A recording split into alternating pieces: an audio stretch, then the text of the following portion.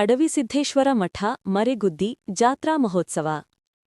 ಹೌದು ಪ್ರಿಯ ವೀಕ್ಷಕರೇ, ಬಾಗಲಕೋಟೆ ಜಿಲ್ಲೆಯ ಜಮಖಂಡಿ ತಾಲೂಕಿನ ಮರೆಗುದ್ದಿ ಗ್ರಾಮದಲ್ಲಿ ಶ್ರೀ ಅಡವಿಸಿದ್ದೇಶ್ವರ ಮಠದ ಜಾತ್ರಾ ಮಹೋತ್ಸವದ ಅಂಗವಾಗಿ ಕೃಷಿ ಇಲಾಖೆ, ಕೃಷಿ ತಂತ್ರಜ್ಞರ ಸಂಸ್ಥೆ ಬಾಗಲಕೋಟೆ, ಚಾರ್ಟ್ ಹಾಗೂ ಆತ್ಮ ಯೋಜನೆ ಜಮಖಂಡಿ ಹಾಗೂ ಅಡವಿಸಿದ್ದೇಶ್ವರ ಜಾತ್ರಾ ಕಮಿಟಿ ಮರೆಗುದ್ದಿ ಇವರ ಸಂಯುಕ್ತ ಆಶ್ರಯದಲ್ಲಿ 2025-26ನೇ ಸಾಲಿನ ಆತ್ಮ ಯೋಜನೆಯಡಿ ಬಿ11 ಘಟಕ ರಾಷ್ಟ್ರೀಯ ರೈತ ದಿನಾಚರಣೆ ಅಂಗವಾಗಿ ಸಾವಯವ ಕೃಷಿ ಪದ್ಧತಿ ಕುರಿತು 24ನೇ ಕೃಷಿ ವಿಚಾರ ಸಂಕಿರಣವನ್ನು ಶ್ರೀ ಅಡವಿಸಿದ್ದೇಶ್ವರ ಮಠದ ಆವರಣ ಮರೆಗುದ್ದಿಯಲ್ಲಿ ಹಮ್ಮಿಕೊಂಡಿದ್ದರು.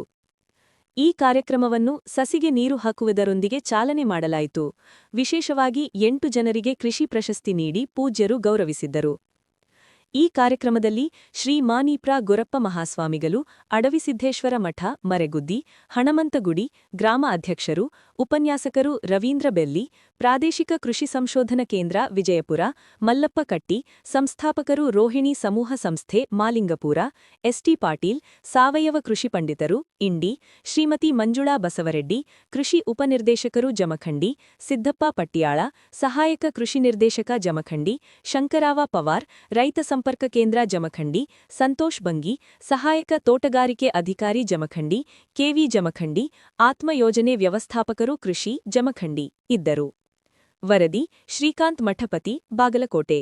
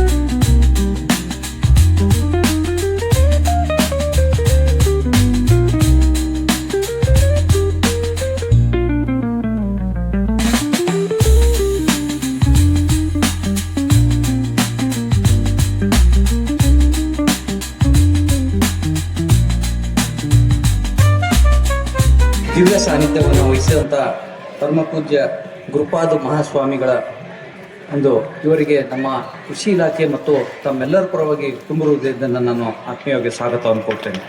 ನಮ್ಮ ಮರೆಗುದ್ದಿಯ ಗ್ರಾಮ ಪಂಚಾಯತಿಯ ಅಧ್ಯಕ್ಷರಾದಂಥ ಶ್ರೀ ಹನುಮಂತ ಗುಡಿ ಇವರಿಗೂ ಸಹ ನಾನು ತುಂಬ ಹೃದಯದಿಂದ ಸ್ವಾಗತವನ್ನು ಕೋರ್ತೇನೆ.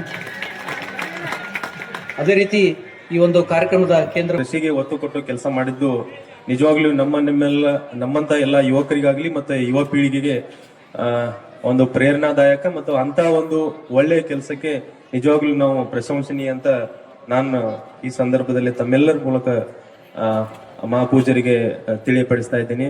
ಸೊ ಇಲ್ಲಿ ವಿಶೇಷವಾಗಿ ತಾವು ಕಂಡಿದ್ದೀರಿ ಇಂತಹ ಒಂದು ಸಂಕೀರ್ಣಕ್ಕೆ ನಮ್ಮ ಬೆಳ್ಳಿ ಸರ್ ಆಗ್ಲಿ ಮತ್ತೆ ಕಟ್ಟಿ ಸರ್ ಆಗ್ಲಿ ಮತ್ತೆ ST ಪಾಟೀಲ್ ಸರ್ ಆಗ್ಲಿ ಬಂದಿರುವುದು ವಿಶೇಷವಾಗಿ ನನಗೆ ಬಹಳ ಖುಷಿ ಅನ್ಸುತ್ತೆ. ಸೊ ಅಂತ ವ್ಯಕ್ತಿಗಳು ಅವರು ಆಕ್ಚುಲಿ ಸಣ್ಣ ಸಣ್ಣ ಸಣ್ಣ ವ್ಯಕ್ತಿತ್ವದವರಲ್ಲ, ಅವರೆಲ್ಲ ಅವರದೇ ಆದಂತ ಒಂದು ಕೊಡುಗೆ ಇದೆ ನಮ್ಮ ಕೃಷಿಯನ್ನೇ ಅವರು ಬಹಳ ಒಂದು ವಿಭಿನ್ನವಾಗಿ ಮತ್ತೆ ಅತ್ಯಂತ ಸುಧಾರಿತ ಬೇಸಾಯ ಕ್ರಮಗಳನ್ನ ಹಿಡ್ಕೊಂಡು ಇಳುವರಿ ಕೊಡುವ ರಾಸಾಯನಿಕ ಗೊಬ್ಬರ ಮತ್ತು ಕೀಟನಾಶಕಗಳಿಗೆ ಒಗ್ಗಿ ಅವುಗಳನ್ನ ಹೆಚ್ಚಿನ ಇಳುವರಿಯನ್ನ ಕೊಡ್ತಕ್ಕಂಥ ತಳಿಗಳನ್ನ ಅವರು ಕಂಡುಹಿಡಿದ್ರು.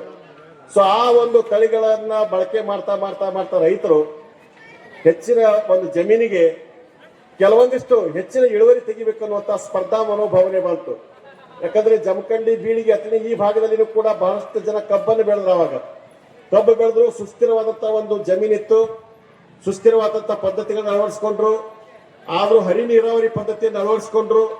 ಆದ್ರೆ ಕಾಲಕ್ರಮೇಣ ಏನಾಯ್ತು ಅಂತಂದ್ರೆ ಹೆಚ್ಚಿನ ಇಳುವರಿ ತೆಗೆಯುವಂತ ಒಂದು ಆಸೆಯಿಂದ ನಾವು ವಿಜ್ಞಾನಿಗಳು ಶಿಫಾರಸು ಮಾಡಿದ ಪ್ರಮಾಣಕ್ಕಿಂತ ಹೆಚ್ಚಿಗೆ ಬಳಕೆ ಮಾಡಿದ್ರಿಂದಾಗಿ ಇವತ್ತು ಅದು ಭೂಮಿ ತನ್ನ ಫಲವತ್ತತೆಯನ್ನ ಕಳ್ಕೊಳ್ತಾ ಮತ್ತೆ ನಾವು ಮರಳಿ ಆ ಹಿಂದೆ ಇರ್ತಕ್ಕಂಥ ಪದ್ಧತಿಯನ್ನು ಅಳವಡಿಸಿಕೊಂಡು ಎರಡೂ ಬ್ಯಾಲೆನ್ಸ್ ಮಾಡಿ ನಾವು ಇಳುವರಿಯನ್ನ ಹೆಚ್ಚಿಗೆ ಮಾಡತಕ್ಕಂಥ ಪ್ರಯತ್ನವನ್ನ ಮಾಡುವ ನಿಟ್ಟಿನಲ್ಲಿ ಈ ರೀತಿಯಾದಂತಹ ವಿಚಾರ ಸಂಕಿರಣಗಳು ಬಹಳಷ್ಟು ಮಹತ್ವವನ್ನು ಪಡೆದಿದ್ದಾವೆ.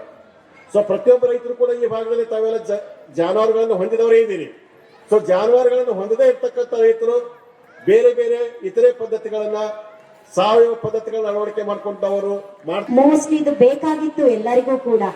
ಜಾತ್ರೆಯಲ್ಲಿ ಎಲ್ಲರೂ ಸೇರ್ತಾರೆ, ಎಲ್ಲರೂ ಕೂಡಿ ಮಾಡುವಂತ ಹಬ್ಬದಲ್ಲಿ ರೈತರಿಗೆ ಏನು ಕೊಡುಗೆ ಕೊಡಬೇಕು ಅಂತ ಒಂದು ಚಿಂತನೆ ಏನಿದೆಯಲ್ಲ ಅದು ಬಹಳ ಪ್ರಾಮುಖ್ಯತೆಯಾಗಿ ಪಡೆದಿದೆ.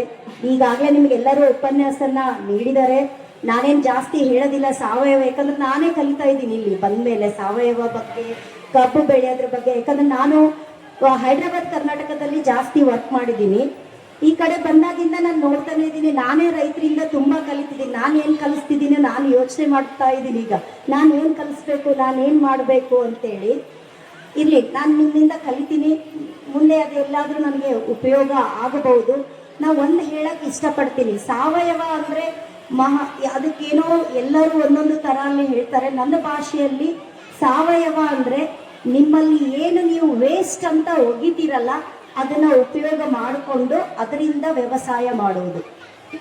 ನಿಮ್ಮಲ್ಲಿ ಯಾವುದೇ ಒಂದು ವಸ್ತು ಇರಲಿ, ಅದು ನಿರುಪಯುಕ್ತ ಅಂತ ಹೇಳಿ ನೀವೇನ್ ಮಾಡ್ತೀರಾ, ಅದನ್ನ ಒಗಿತೀರಾ. ಕಸನ ಒಗಿತೀವಿ, ಕಸ ನಮಗೆ ಬೇಕಾಗಿಲ್ಲ ಅಂತ ಹೇಳಿ ಒಗಿತೀವಿ. ಅದನ್ನ ನಾವು ಪದ್ಧತಿ ಒಳಗನ 12ರಿಂದ 15 ಟನ್ ಇಳುವರಿ ಹಚ್ಚ. ಇವೆಲ್ಲ ಇವು ಬೇಸಿಕ್. ಇವು ಇದಾದ ನಂತರ ಫಸ್ಟ್ ಅದು ನಾಟಿ ಆದ ಕೂಡಲೇ ಮರಿ ಹೊಡ್ಯಾಕ ವೆಜಿಟೇಟಿವ್ ಗ್ರೋತ್ ಯೂರಿಯಾನ ಬೇಕು. ಎಟ್ಟು ಹಾಕಬೇಕು ಅಂತೇಳಿ ಯಾರೇ ಒಬ್ಬರ ವಿಚಾರ ಮಾಡಿದ್ರೆ ಇಲ್ಲ. ಯಾವ ಟೈಮ್ ಇತ್ತಂದ್ರೆ 1 ಚೀಲ ಹೋಗಿ 2 ಚೀಲ ಹೋಗಿ ಬೇಕಾದಟ್ಟು ಹೋಗಿ. ಅದು ಬರೀ ಯೂರಿಯಾ ಅಟ್ಟ ಹಾಳಾಗುದಿಲ್ಲ, ಬಹಳ ಹಾಳು ಮಾಡಕತ್ತೆ. ಅದ ಆರಂಭದ ಎಲೆಗಳು 35 ದಿವಸ ಕರೆಕ್ಟ್ 5 ಎಲೆ ಬಿಟ್ಟಿರ್ತದ. ಅದ ಆರಂಭದ ಎಲೆಗಳು ಹಿಂಗ ಹಿರಿದ್ರ ಕಬ್ಬ ಬಿಟ್ಟು ಕಳಿಗಿದ್ದಿಲ್ಲ. ನಾವು ಹಿರಿದಿದ್ದು ಅಂದ್ರೆ ಬಡ್ಡ್ಯಾಗ ಮರಿ ಚಾಲು ಆಗಿರ್ತಾವ. ಅವಾಗ 1 ಎಕರೆಗೆ ನೀರು ಹಾಸಿ ಹಸಿ ಇದ್ದಾಗ ಬರೇ 30 kg ಒಗಿರಿ ಫುಲ್ ಮರಿ ಬಂದ್ಬಿಡ್ತಾವ. ಅದು ಒಂದು ವೇಳೆ 10 ಕೂತಿತ್ತಂದ್ರೆ 40 kg ಒಗಿಬೇಕು. 1% ಯೂರಿಯಾ ಮೈಕ್ರೋನ್ಯೂಟ್ರಿಯೆಂಟ್ ಜೊತೆ ಸ್ಪ್ರೇ ಮಾಡಬೇಕು. ಅವಾಗ ಮರಿಗಳು ಬರ್ತವೆ. ಈ ಆರಂಭದಲ್ಲಿ ಬರುವಂತ ಮರಿಗಳು ಎಲ್ಲಾ ಬದಿ ಕಬ್ಬಕ್ಕಾವು. ಅದಕ್ಕೆ ಇದು ಬಹಳ ಇಂಪಾರ್ಟೆಂಟ್ ಇರ್ತದೆ. ಇದನ್ನ ನೋಡ್ಕೊಳ್ರಿ. ಈಗ ಮರಿನೂ ಬರಾಕತ್ತಿತ್ತು, ಅವಾಗ 1 ಚೀಲ 1.5 ಚೀಲ ಹೋಗದ್ರಿ. ಇಲ್ಲಿ ಯೂರಿಯಾ ಸರಾಯಿ ಟೈಪ್ ಕೆಲಸ ಮಾಡ್ತದ. ಇದು ಎಂದು ಸೆರೆ ಕುಡಿಸ್ತಾವ, 1 ಗ್ಲಾಸ್ ಕುಡಿಸ್ರಿ ಜಿಗಿದಾಡ್ತಾರ.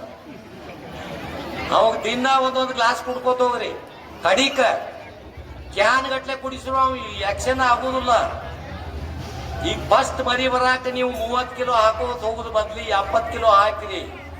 ನಮ್ಮ ಮಕ್ಕಳು ಹುಡುಗರು ಇದೆಲ್ಲ ಕಾರಣಗಳಾಗೋದು ಎದರಪ್ಪ ಅಂತ ಕೇಳಿದ್ರೆ ನಾವು ವಿದೇಶಿಯ ಅನುಕರಣೆಯನ್ನು ಅನಿಸ್ತಾರೆ ಇರ್ತೇವೆ. ಆದ್ರೆ ಬಾಯಿನ ಏನಾಗ್ತದೆ, ಆರೋಗ್ಯವೇ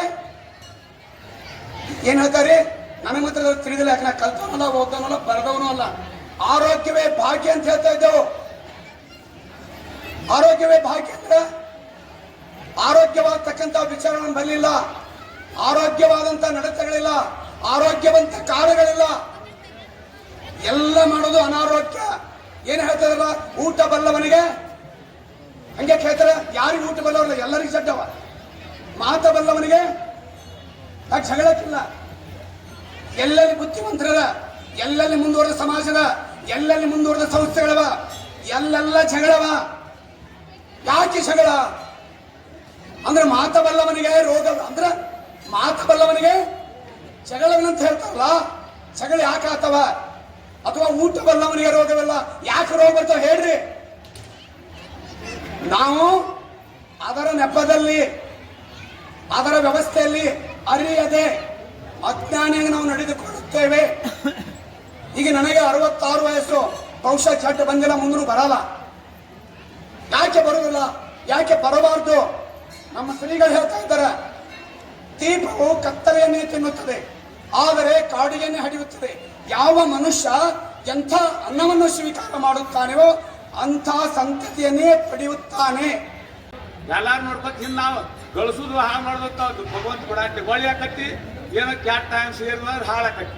ನಾವು ಮಾಡುವ ಏನ್ಪಾ ಕರ್ತವ್ಯ ಅಂದ್ರೆ ಕಮ್ಮಿ ಅಂದ್ರೆ 5 ಹಿಡ್ಕೊಂತ 5:30 ಒಳಗೆ ಹೇಳ್ಬೇಕು. ನಾವು ಮುಂಚೆನೆ ಹೇಳ್ತ ದನ ಇದ್ದಾಗ 4 ದನ ಮಾಡಿ 4 ಹಣಕಾಸು ಮಾಡಿ ಜಳಕ ಮಾಡಿ ಪ್ರಸಾದ ಇವತ್ತು ಹಚ್ಕೊಂಡು ನಾವು ಉದ್ಯೋಗ ಕಟ್ಟಿದ್ರೆ ಯಾವುದು ನಮ್ಮ ಕಡಿಮೆಗಾಗಿಲ್ಲ. ಮುಂದೆ ಏನಪ್ಪ ಅಂದ್ರೆ ಜಾತ್ರೆ ನೀಪನ ಇದ್ದಾಗ ನಾವು ಮತ್ತೊಂದು ಹೊಲ ಮನಿ ಅನ್ಬಾರ್ದು. ಯಾವ್ದೋ ಒಂದು ಊರಾಗ ಒಬ್ರು ಯಾರೋ ತೀರ್ಕೊಂಡ್ರು, ಬಡದ ತಿರ್ಕೊಳ್ಳಿ, ಶ್ರೀಮಂತರ ತಿರ್ಕೊಳ್ಳಿ, ಒಟ್ಟು ಅವ್ರು ಖರೀದಿ ಮಾಡಿ ನೋಡ್ಬಾರ್ದು. ಇದು ಏನೈತಪ್ಪ ಅಂದ್ರೆ ಜಾತ್ರೆ, ಲಗ್ನ, ತೀರ್ಕೊಳ್ದು ಅಂದ್ರೆ 3 ಏನೈತೆ ನೋಡಿ. ಇವಕ್ಕಿಂತ ಹೆಚ್ಚಿನ ಊರಾಗ ಯಾವುದಕ್ಕೂ ಸಮಾಜ ಹತ್ರು ಎದಕ್ಕೆ ಒಪ್ಪಟ್ಟ ಆಗ್ಬೇಕಂತ ನಿಮ್ಮಲ್ಲಿ ನಾವು, ನಮ್ಮಲ್ಲಿ ನೀವು. ಇದೊಂದು ಎಲ್ಲ ತರ ಕೂಡಿಸಿದ ಹಬ್ಬ ಅಡಿಗೆಗೆ ಮಾತಾಡೋ ನಾವೇನ ಕಲ್ತಾರಲ್ಲ, ನಾವು ತಿಳ್ದಕ್ಕೆ ಹೇಳಿದ್ರೆ ಯಾರು ತಿಳ್ಕೊಳ್ಳಿ ತಿಳ್ಕೊಂಡು ಆಟೋಮ್ಯಾಗ ಹೋಗ್ಬಿಡ್ತು ಕಬ್ಬಿಗೆ ನೀರದು. ನೀರು ಎಷ್ಟು ಹೋಗ್ತೈತಲ್ಲ ಅಷ್ಟು ಕಬ್ಬು ಬೆಳೆಯಂಗಲ್ಲ. ನೀರು ವೇಸ್ಟಾಗಿ ಹೋಗ್ತೈತಿ ಹೊರತು ಕಬ್ಬು ಬೆಳೆಯಲ್ಲ. ಕಬ್ಬಿಗೂ ಇಷ್ಟೇ ಹಾಕ್ಬೇಕಂತಿರ್ತಲ್ಲ. ಕಂಡಿನ ನೀರು ಕುಡಿತೀರೇನು? ಕಂಡಿನ ನೀರು ಕುಡಿತೀರೇನು? ಬಿಡಿಲ್ಲ. ನೀರಡಿಕೆ ಅದ ನೀರು ಕುಡಿತೀರಿಲ್ಲ. ಅದನ್ನ ಅರ್ಥ ಮಾಡ್ಕೋಬೇಕು. ನಾವು ನೀರು ಬಿಡೋ ಮುಂದೆ ಸುಮ್ಮನೆ ನೀರು ಐತೆ ಅಂತ ತಿಳ್ಕೊಂಡು ನೀರು ವೇಸ್ಟ್ ಮಾಡಬಾರ್ದು. ಎಷ್ಟು ಬಿಡಬೇಕಾಗಿತ್ತು ಅದಕ್ಕೊಂದು ಪ್ರಮಾಣ, ಆ ಪ್ರಮಾಣಕ್ಕನುಸಾರವಾಗಿ ನೀರು ಬಿಟ್ಟರೆ ಕಬ್ಬು ಚೆನ್ನಾಗಿ ಬೆಳೆಯುತ್ತೆ. ಆ ಮಾತುಗಳು ಪ್ರತ್ಯಕ್ಷವಾಗಿರ್ತಕ್ಕಂಥ ಸಂಶೋಧನಾ ಮುಖಾಂತರವಾಗಿ ನಮ್ಮ ಕತ್ತಿಯವರು ಭಾಳ ಚಲೋ ಮಾತನಾಡಿದರು. ನಮ್ಮ ಪಾಟೀಲ್ರಂತೂ ಸತ್ಯ. ಮಣ್ಣಾಗ ಏನೈತೆ ಅಂತ ತಿಳ್ಕೊಂಡು ಮಣ್ಣು ಬಹುಶಃ ಕುದಿಸ್ಕೊಂಡ ಮಣ್ಣ ಕುಡಿದಿರ್ಬೇಕು ಅನ್ಸುತ್ತೆ ನಮ್ಮ ಪಾಟೀಲ್ರು. ಎಷ್ಟು ಚಲೋ ಮಾತನಾಡಿದ್ರು ಅಂದ್ರೆ ಹನುಮಸಾಗರದ ಬೆಳ್ಳಿ ಸರ್ ಅವ್ರು ಕೂಡಿ ಬಂದಿದ್ರಲ್ಲಿ ಜನ ಕೂತವ್ರು 45 ಮಿನಿಟ್ ಮಾತಾಡಿದ್ರಲ್ಲಿ. ಅವರು 45 ಮಿನಿಟ್ ಮಾತಾಡೋ ಸಮೇತವಾಗಿ ಜನ ಇನ್ನಷ್ಟು ಮಾತನಾಡಿರಿ ಅಂತಾರೆ. ಅವ್ರು ಅನುಭವ ಅದು ನೋಡ್ರಿ. ನೋಡಾಕ ಒಬ್ಬ ಕೃಷಿಕ ಎದುರು ಸಮೇತ ಒಬ್ಬ ಋಷಿ ಕಣ್ಣ ಹಾಕಾರ. ಅವರು ಋಷಿ ಕಣ್ಣ ಹಾಕಾರ. ಸೌಡಿ ಎದಕ್ಕೂ ಇಟ್ಕೊಳ್ಳೋದಿಲ್ಲ. ಸಮಯ ಟೈಮ ಚಲೋ ಮೇಂಟೈನ್ ಮಾಡಿಕೊಂಡು ಕೃಷಿ ಒಳಗೆ ದೊಡ್ಡ ಸಾಧನೆ ಪಾಟೀಲ್ರದ. ಅವರಿಗೆ ಭಾಳ ಸಲಹಿಕರಾಗಿ ನಮ್ಮ ಬೆಳ್ಳಿ ಸರ್ದಾರು. ಅವ್ರ ಜೊತೆಯೊಳಗೆ ಬೆಳ್ಳಿ ಸರ್ಗೂ ಸಮೇತ ಅವರು ವಯಸ್ಸು ಹಿರಿದಾರು ಸಮೇತವಾಗಿ ಅವ್ರಿಗೂ ಸಲಹಿಕರು ಅವರು ಅದಾರು. ಇವರಿಬ್ಬರು ಕುಡುಕು ಒಂದು ಎತ್ತು ಅಡ್ಡಾಡ್ತಾರೋ ಅಂದ್ರೆ ನನಗೆ ಅದು ತಿಳಿಲಾರ್ದು. ಯಾವಾಗ ಸರ್ಗೆ ಆಗ ಫೋನ್ ಮಾಡಿದ್ರೆ ಬೆಳ್ಳಿ ಸರ್ಗೆ ಅಂದ್ರೆ ಅದಾರ ಒಂದು ಕಡೆ ಬೇರೆ ಕಡೆ ಇದೇನ್ರಿ ಒಂದು 5 ನಿಮಿಷ ಬಿಟ್ಟು ಮಾತಾಡ್ತೀವಿ ಅಂತಿರ್ತಾರೆ ಅವ್ರು.